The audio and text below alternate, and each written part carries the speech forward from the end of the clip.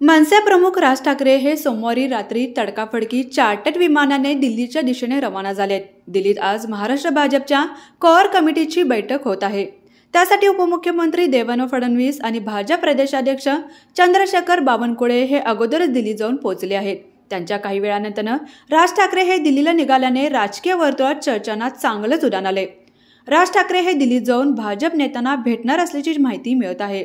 त्यामुळे आज रात्री दिल्लीत भाजप आणि मनसे युतीच्या दृष्टीने महत्त्वपूर्ण घडामोडी घडण्याची शक्यता आहे।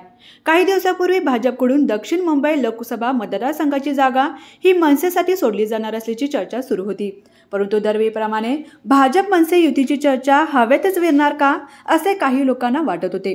मात्र मंगळवारी रात्री राज ठाकरे दिल्लीला रवाना झाल्याने दोन्ही पक्षांमधील युतीबाबत काहीतरी ठोस घडण्याची शक्यता वर्तवली जात आहे। आता या महायुतीच्या बैठकीत काय होणार याकडे सर्वांच्या नजरा लागून राहिल्यात।